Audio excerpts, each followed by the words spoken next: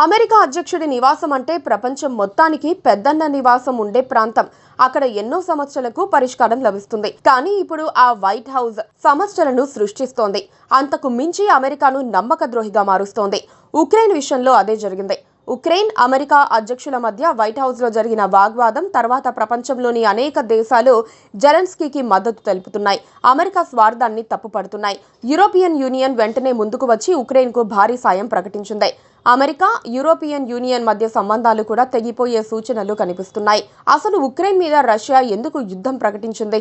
అమెరికాకు, యూరోపియన్ దేశాలకు ఉక్రెయిన్ బాగా దగ్గరయ్యి రష్యా ముప్పుగా మారుతోందని గుర్తించిన పుతిన్ దాడి చేశారు. నాటో దేశాల కూటమిలో ఉక్రెయిన్ను చేర్చుకుంటామని అమెరికా భరోసా ఇచ్చింది. నాటో కూటమిలో సైనిక శక్తి పరంగా బలంగా ఉన్న 30 దేశాలు ఉన్నాయి.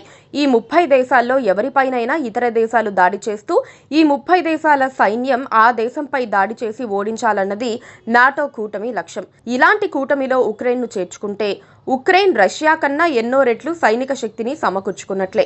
మరి పుతిన్ ఊరుకునే అవకాశం లేదు. అందుకే దాడి చేశారు. రష్యాతో చిరకాలంగా ఉక్రెయిన్కు సమస్యలు ఉన్నాయి. అలాగే రష్యాతో అమెరికాకు శత్రుత్వం ఉంది. రష్యా అణుబాంబులన్నీ అమెరికాకు గురిపెట్టి ఉంటాయి. రష్యాను కంట్రోల్లో ఉంచాలంటే ఉక్రెయిన్ని బలోపేతం చేయాలని అమెరికాతో పాటు EU దేశాలు అనుకున్నాయి. EU దేశాల కన్నా అమెరికాకు చాలా ముఖ్యం కనుక ఉక్రెయిన్కు ఎక్కువ మద్దతిచ్చారు. అమెరికాతో డీప్గా వెళ్లిపోతే ఉక్రెయిన్ తమపై పెత్తనం చేస్తుందని, భవిష్యత్తులో దాడి చేసినా ఆశ్చర్యం లేదని పుతిన్ ముందస్తుగా దాడి చేశాడు. రష్యా ఇలా యుద్ధం ప్రకటించగానే అలా అందరూ సైలెంట్ అయిపోయారు.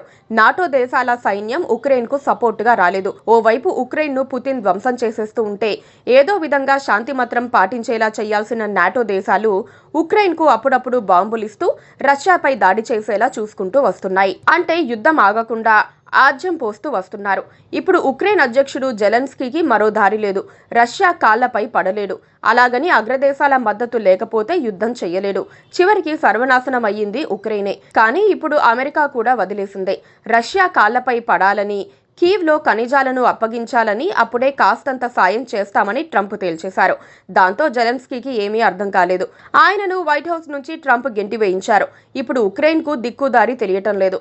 యుద్ధంలోకి దిగాల్సిన పరిస్థితి కల్పించిన అమెరికా ఇప్పుడు సర్వం వదిలేసుకుని వెళ్ళిపో అంటోంది. ఇంతకన్నా ఘోరమైన మోసం ఇంకే దేశమైనా చేసే అవకాశం లేదు.